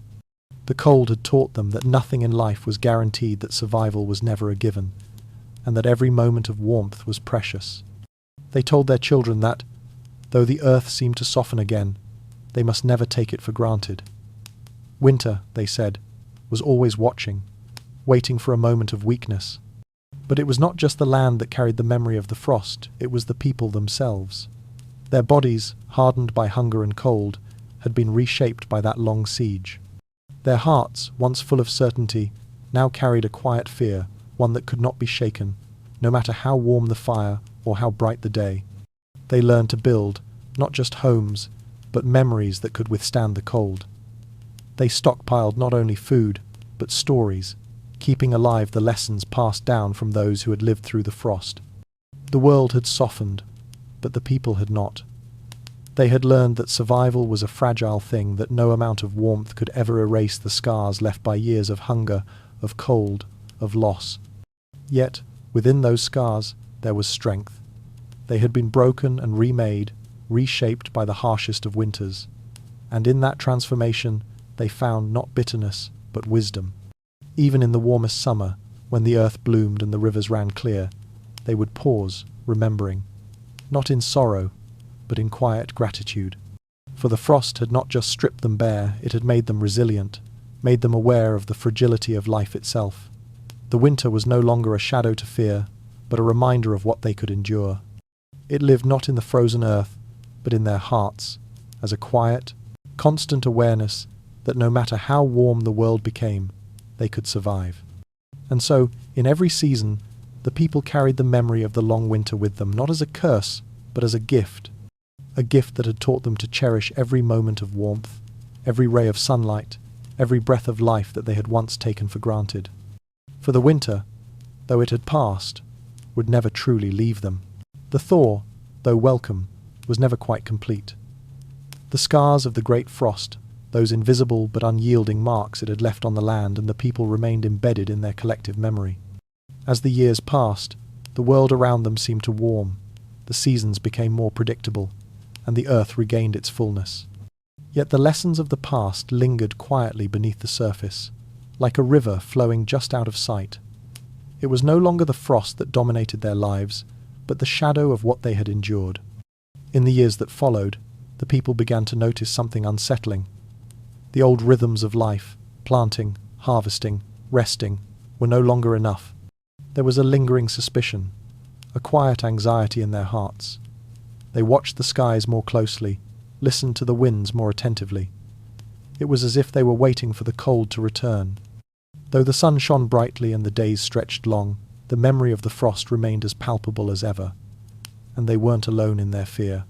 Historians and scholars, far removed from the horrors of the frost, began to notice strange patterns in the climate records. The years of hardship seemed to follow a cycle, a rhythm as predictable as the seasons themselves. It was as if the Earth was never quite finished with its trial.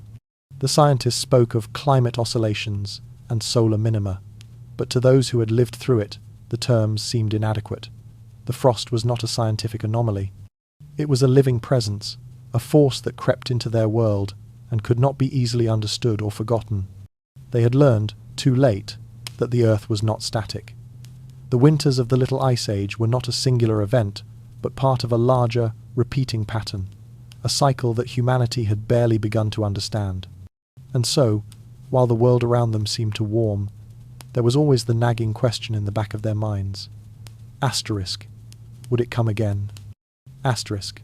The Earth, after all, had its own rhythm, and if history repeated itself, would they be ready? Scientists began to study the old records with fresh eyes. They found traces of the same climatic upheaval in far-flung corners of the world, ice cores from Antarctica, tree rings from distant forests, all pointed to a time when the Earth itself seemed to shiver. What caused the frost? Was it the eruption of a distant volcano? A sudden shift in the sun's behavior? Or was it something more, something they could not yet explain?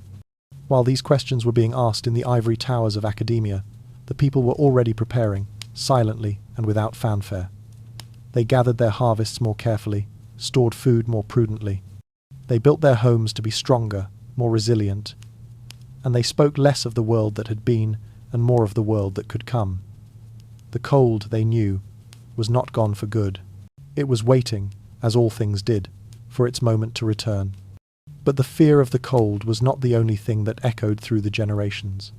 There was something more, a deep, abiding respect for the forces of nature that had shaped their survival. The cold had stripped them bare, but in doing so, it had taught them how to rebuild. It had taught them the value of community, of working together, of giving and sharing when there was nothing left to give. And so, even as the warmth of the world seemed to return, the people carried with them a quiet, unspoken understanding that the earth was as fickle as it was beautiful, and that even in times of plenty, they could not afford to forget the lessons of the frost. It would be foolish, they knew, to imagine that the chill would never return. The cold was not their enemy. It was a part of the world, a part of life, and they would be ready, should it come again. Even as the world began to warm, something essential remained unchanged, the memory of fire. It wasn't just the warmth that fire brought, it was its deeper significance.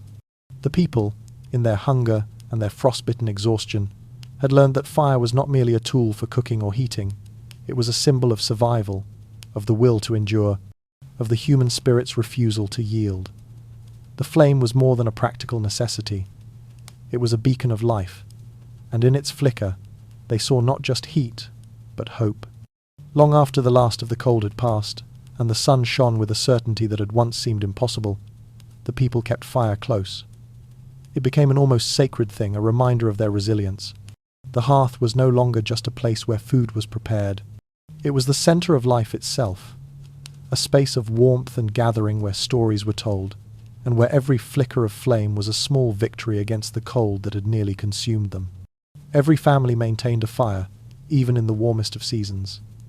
It wasn't merely for survival anymore, but for memory. The hearth was a place to reflect, to remember the long winters when the world had seemed to be fading to nothingness. And as the years passed, the people passed this tradition on. Children were taught to care for the flame, to guard it, and tend to it with reverence, as if it were a living thing. In the cities, people began to build larger hearths, symbolic of their collective strength. The fire was no longer just for individual homes, but for entire communities.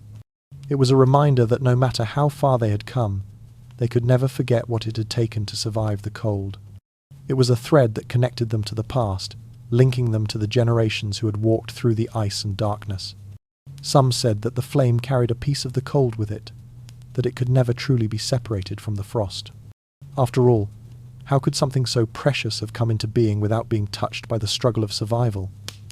And so, even in the heat of summer, the fire was never far from their thoughts. It represented both the beginning of life and the end of it. The frost had taught them that fire was not something to take for granted. It was something to earn. In the quiet of the long evenings, after the work of the day had ended, the fire became a place of shared stories. Fathers would sit with their children, telling tales of the frost and the days when they had huddled together for warmth, when the world had seemed to grow colder with each passing season. The fire's warmth would embrace them, but its flickering light would remind them of everything they had survived. There, in the silence between the crackling logs, they found not just heat, but comfort. Fire had become more than a practical necessity. It had become a symbol of their endurance. It was the warmth they had fought for, the light they had almost lost. And in the years to come, when the winds grew cold once more, they would still gather around the hearth. Not just for warmth, but to remember. To remember how, in the darkest of winters, fire had been the one thing that had never failed them. As time passed, and the earth slowly returned to its cycles of warmth and harvest, the survivors of the great winter found themselves slipping into a world that had, for so long, seemed unreachable. They no longer woke to the sound of howling winds or the cold that bit through their skin. The fields grew lush again, and the sun seemed to stay longer each day. Yet, in the quietest moments, when the fire burned low and the evening shadows stretched long, the memory of that relentless frost stirred once more, faint but persistent, like a soft murmur carried on the wind. The survivors, now older and weathered by both time and loss, carried this quiet whisper with them. It was a shadow in their eyes, a weight in their words. They did not speak of it often, how could they, when everything around them was so alive again? But in the midst of prosperity, they still found themselves looking to the horizon, watching for the first hint of storm clouds or the subtle drop in temperature that might signal the return of what they had once feared. The frost had taught them that even the brightest summer could hide a winter beneath its surface. They told their children stories, not of heroes or grand victories, but of survival. They spoke of the hunger, the cold, the nights spent huddled together in the darkness, the faces of loved ones lost in the snow. These weren't tales meant to frighten, but to remind. For the survivors, it was not enough to simply live. They needed to remember what had been taken and what they had learned in the struggle to reclaim it. But the world had moved on. The younger generations, born into warmth, could not fully comprehend the weight of the frost. They listened to the stories with wide eyes, not fully understanding the depth of the fear behind them. To them, the cold was something from the past, something distant. They had no memory of the days when survival had meant fighting not just the elements, but despair itself. Yet, even in their ignorance, there was something in them, the faintest flicker of understanding. For when winter came again, and the winds grew sharp, they felt the shift. The memory of the cold had been passed down in the stories, in the rituals, in the way they had learned to value warmth. It had become part of them, woven into their bones like an ancestral instinct, a quiet whisper that reminded them to cherish the present, to never forget the fragility of life. The frost may have receded, but its echo never truly left. It lingered in the spaces between generations, in the quiet places where the survivors still gathered to share their stories. It was a legacy not of bitterness, but of awareness. An awareness that the warmth they felt was something precious, something earned, something that could never be taken for granted again. And so, the survivors remained, quietly watching the seasons turn, knowing that the frost had been a part of them, a part of their history, their identity, and their shared journey. And in that understanding, they found peace not just in the warmth of today, but in the knowledge that they had lived through the cold and could endure whatever came next. When the last frost finally melted away, it did not vanish into oblivion. It settled, like a weight, into the collective memory of those who had lived through it.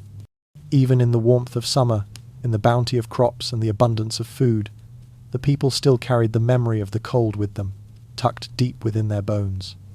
It was not something they could shed, nor something they wished to forget. The world had changed, yes, and the thaw had brought new life, new hope, but it had also revealed the fragility of that life. The frost had taught them a painful truth that nothing was permanent. Not the seasons, not the earth, not even the warmth of a shared meal. They had learned that survival was a gift, and one that could never be taken for granted. The survivors of the Great Winter had rebuilt their homes, their communities, their families, but they had also rebuilt their understanding of the world. They no longer took for granted the warmth of the fire, the promise of the harvest, the softness of the sun on their skin. They understood now, in ways they never had before, how fragile these gifts truly were. They had learned to appreciate the small things what had once been overlooked, because they knew how easily they could slip away. But there was more to this memory than survival. The cold had not just tested their strength, it had tested their humanity. It had stripped away the distractions, the comforts, and the illusions of the world. In the absence of food, warmth, and shelter, the people had been forced to look inward, to confront their own limits and their own fears. What they had discovered in that emptiness was not just how to survive, but what it meant to truly live. The memory of the frost had become a guide. It reminded them of the depths of their own resilience, the quiet strength that had kept them going when the world seemed to offer no hope. It reminded them that survival was not just about enduring the elements, it was about finding meaning in the struggle, about finding connection even in the darkest of times. The frost had shown them that the greatest warmth could come not from fire, but from each other. The people, now accustomed to the warmth of the earth, continued to gather around their hearths, not just for food or heat, but for the stories of the past. They spoke of the winter, not as a time of darkness, but as a time of awakening. They spoke of how they had learned to live together, to share, to care for one another when everything else had been stripped away. They told these stories not to dwell on suffering, but to honor what had been learned. For in the cold, they had discovered the true meaning of community, the importance of empathy, and the necessity of perseverance. It was said that the survivors of the Great Winter could never forget what they had lived through, and perhaps they were right. But it was not the frost they remembered with bitterness. It was the fire, the warmth that had kept them alive, and the people they had shared it with. For even as the ice receded and the world returned to its familiar rhythms, the survivors carried with them the understanding that nothing, not even the coldest winter, could take away what they had shared. In the quiet of the evening, when the wind howled outside, they would sit together, gathered around the hearth, and remember, not just the hardship, but the strength they had found within themselves and each other, and in that warmth they found peace. And so, after the last frost had retreated and the world began its slow return to the rhythms of warmth, the survivors remained changed, but unbroken. Life moved forward, as it always does, carrying with it the inevitable march of seasons. The fields grew green again, the rivers ran clear, and the trees returned to their full bloom. Yet the frost had left behind more than a landscape altered by ice. It had left behind an understanding, a legacy, and a fire that would never be extinguished. As the years passed, the memory of the long winter began to fade for the new generations. They grew up in a world where the earth no longer seemed to turn against them, where the sun was a friend that rose every morning without fail. They were taught to value the warmth, the fire, and the harvest, but they could never truly understand the depth of what it meant to lose those things. They did not feel the same urgency to protect them, because they had never known the cold as their ancestors had. But the fire that had burned in the hearts of the survivors did not burn out. It remained, flickering quietly in the corners of their lives. It burned in the way they cared for each other, in the way they taught their children to be kind in the face of hardship, and in the way they rebuilt their homes after every storm, knowing that survival was not a gift, but a choice. The fire was not just in the hearth, it was in the way the people held on to their community, in the way they shared what little they had, and in the way they found strength in the face of adversity. Even in the warmest of days, when the heat of the sun was relentless and the fields stretched out in endless green, the fire still burned. It burned in the quiet moments when the wind would shift, or when the first chill of autumn would remind them of the winter past. The survivors knew that the cold could return at any moment, but they also knew they had learned to live with it. They had learned that even in the darkest of times, there was light to be found in each other. In the villages, the memory of the frost was preserved in more than just stories. It lived in the practices passed down from one generation to the next. The careful planting of crops, the sharing of food, the building of homes that would keep the cold at bay. The people had learned to live in harmony with the earth, not just in the warmth of abundance, but in the knowledge that survival was about more than just food. It was about community, about compassion, and about endurance. And as the last of the survivors grew old and passed into history, their legacy lived on in the hearts of their children and their children's children. The fire they had tended, the warmth they had shared, continued to burn, a reminder of the strength that had brought them through the darkest winters. The cold, though it had come and gone, was never truly gone. It had shaped them, and it had shaped the world. But in the warmth that followed, in the lives they built together, they had found something that the frost could never take. The knowledge that no matter how harsh the winter, no matter how relentless the cold, there was always the possibility of renewal. There was always the promise that, after the longest nights, the fire would burn again. In the quiet of every home, the hearth continued to glow, a small but steady flame against the dark, and in that glow, the world remembered that it had survived, that they had survived. And as long as the fire burned, the frost would never have the final word. Though the last embers of the frost had disappeared, there was a sense among the people that something had been irrevocably altered within them. The land, now vibrant with life, held a different kind of meaning, one deeply rooted in the lessons learned from the cold. The people no longer just survived. They honoured the delicate balance between warmth and cold, between light and darkness. The fire that burned in their hearths was no longer just a necessity. It had become a symbol of what they had endured, what they had learned to cherish, and what they would never take for granted again. The memory of the frost lived in the quiet ways the people moved through life. They no longer rushed to consume. They knew the value of a single meal, a single moment, and they gave thanks for each. The fire was never left to burn alone. It was shared, tended to with reverence, and always protected. In homes, the hearth was central, not just physically, but emotionally. The warmth was felt in the gathering of loved ones, in the quiet exchanges, in the comfort of being together. The fire had become the symbol of their shared humanity, of the bonds they had forged under the most impossible of circumstances. Years passed, and the young no longer heard the same stories of hunger and frost that their grandparents had lived. But the legacy of those stories persisted in their actions. The values instilled during the great winter, resilience, compassion, resourcefulness, became the foundation of the generations to come. The cold had taken much from them, but it had also given them something that could never be destroyed, an understanding of the fragile beauty of life. As the world moved forward, they knew that seasons would come and go, as they always had. The warmth of today would not last forever. But they had learned something profound during the long winters. The true strength of humanity was not in its ability to resist the cold, but in its capacity to come together in the face of it. They had weathered the darkest of times, and in the process, they had built a world where, even in the face of future storms, they would find warmth in each other. And so, when the winds would shift and the first chill of winter would creep back into the air, they no longer feared it. They knew, deep within, that the frost would come again. But they also knew that the warmth they had kindled in their hearts, the fire of memory, of shared suffering, of enduring love, would always burn brighter. The cold might return, but it would never have the final word. For the fire they had forged during the darkest nights of winter would continue to light their way long after the frost had passed. In every village, in every home, the hearth would remain, not just as a physical warmth, but as a symbol of survival, of the unbroken spirit that had endured through the hardest winters. It was a flame passed down from generation to generation, each one adding their own light to it, and as long as that flame burned, the people knew they would never be cold again. The great winter, though it had passed, left a mark not just on the land, but on the very essence of the people who had survived it. The lessons they had learned in the cold, through hunger and suffering, became the foundation of their resilience in the years that followed.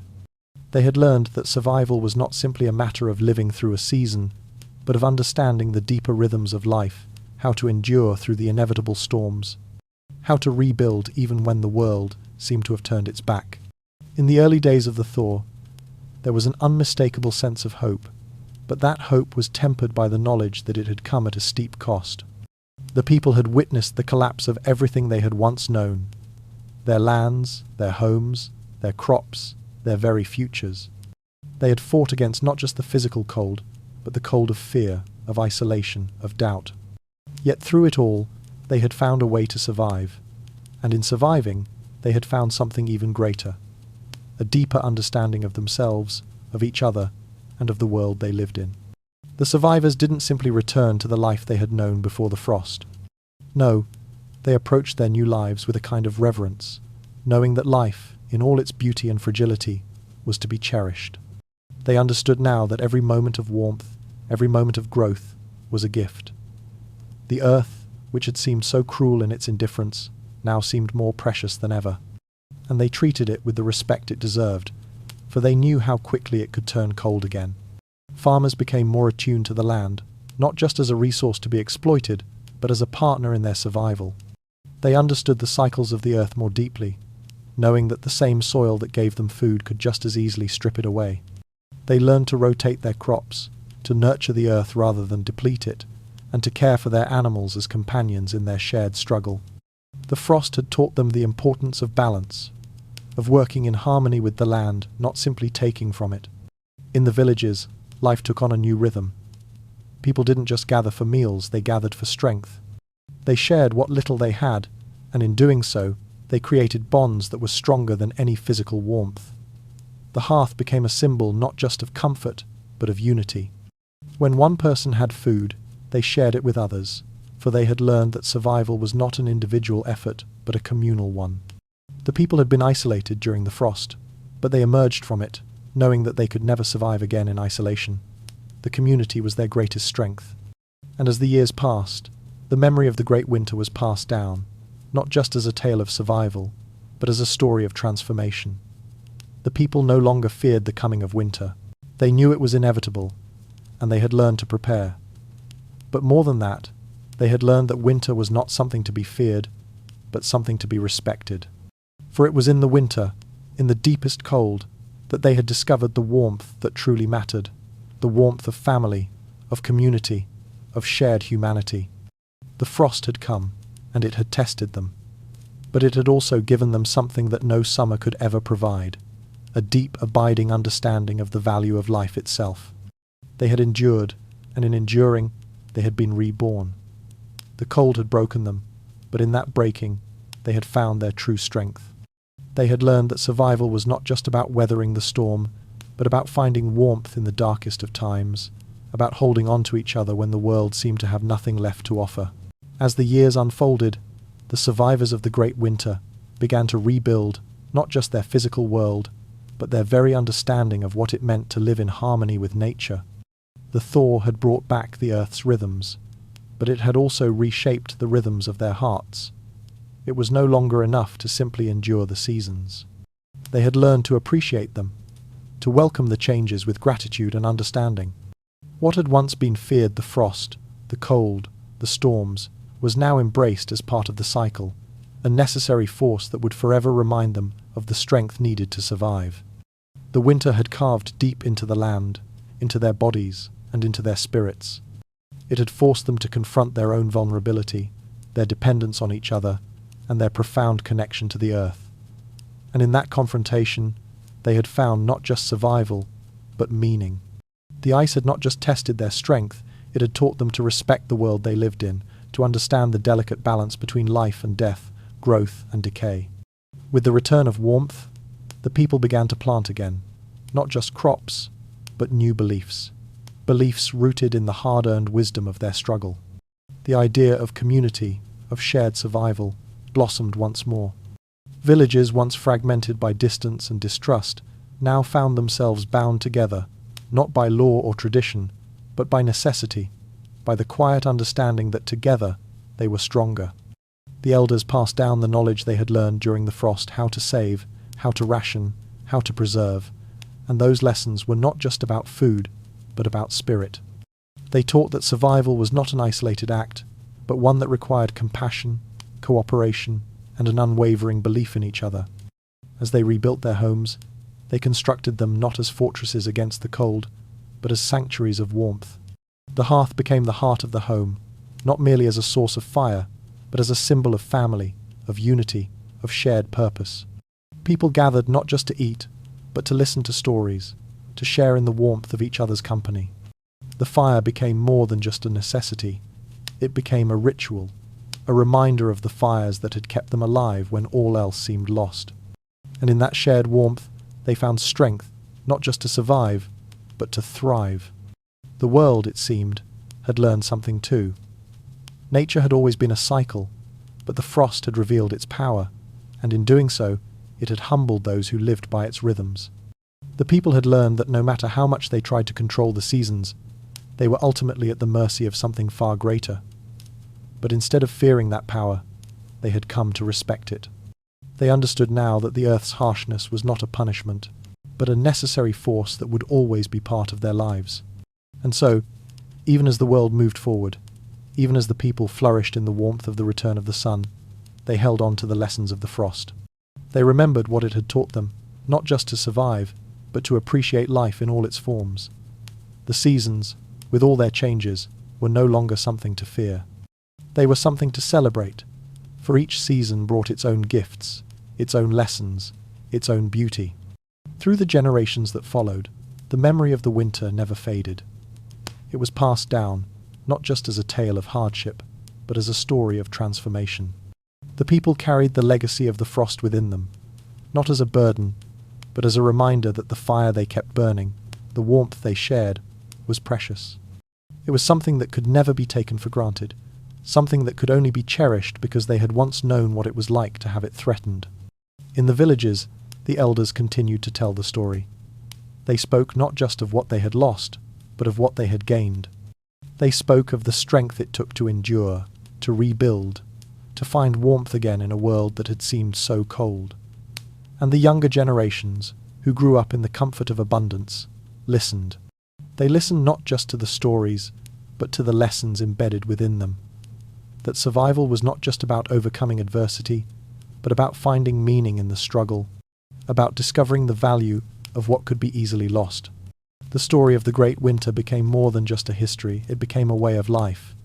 It became a reminder to always cherish the warmth, to always remember the fragility of the world. The survivors of the frost, though long gone, lived on in the way their descendants lived, in the way they honoured the earth, in the way they held their communities close. The ice may have retreated, but its lessons had shaped a new world, one built not just on the foundations of survival, but on the warmth of memory, of shared suffering, and of the quiet strength that came from enduring the coldest nights together. And as the fire continued to burn in every hearth, the memory of that winter lived on, not just as a shadow, but as a guiding light, one that would continue to guide the people for generations to come. Though the people of the Great Winter had learned to live with the warmth they had once longed for, something in them still remembered the cold. The cycle of seasons, once an endless loop of growth and decay, had been broken by the frost. The land had been reset, and so, too, had they. It was not that they feared the cold anymore, no. The cold had become a part of their history, like the shadow of a storm that had passed. But in the wake of that storm, they knew something deeper, that survival was not simply about overcoming the worst, it was about living through it and learning to thrive afterward. The survivors spoke often of cycles of the seasons, of nature, and of life itself. They saw the frost as a reminder that all things were in flux.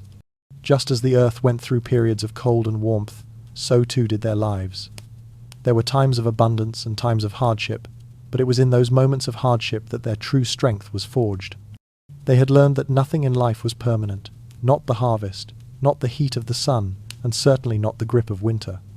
What was most important was not the struggle against the cold, but the way they adapted, the way they bent without breaking. Each season, whether of growth or decay, had its purpose. The frost had wiped away what was weak, what was fragile. It had stripped the land bare, leaving only that which could endure. In the same way, the people had been tested by the harshest of winters, but they had learned to endure, to rebuild, to respect the cycles of life, and to know when to rest, and when to rise again. The cold had humbled them, yes, but it had also made them stronger, wiser.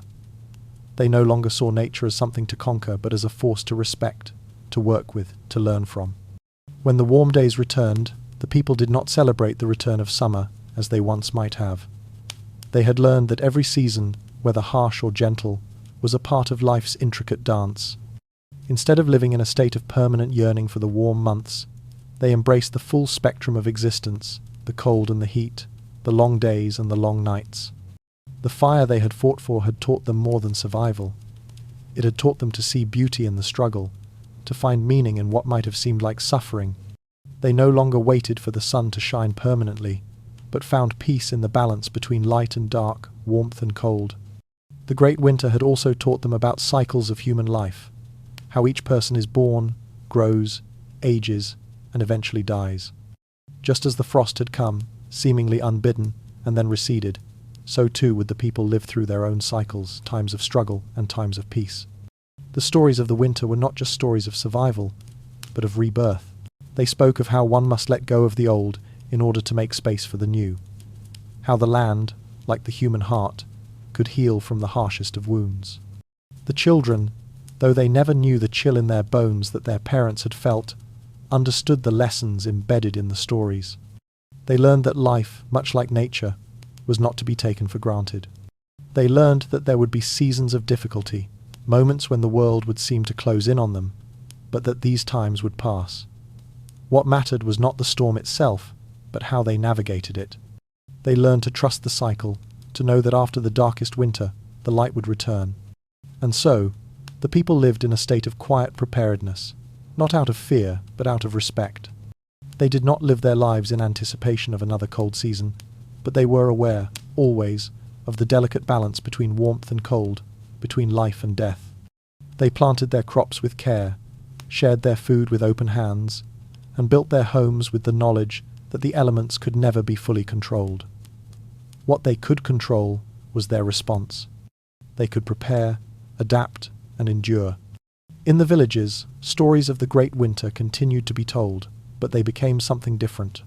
They were no longer just tales of suffering, but stories of wisdom, of what it means to live with grace and resilience, of how to face the darkest nights and still find a way to the light. The survivors, though they had lived through something unimaginable, had found a way to see that hardship was not the enemy, but the teacher. The fire that burned in their hearths, that flickered in their hearts, was more than warmth. It was a symbol of what they had learned. It was a reminder that no matter how fierce the cold, no matter how long the night, the light would always return. And as long as they carried that memory, the frost would never take away their hope again.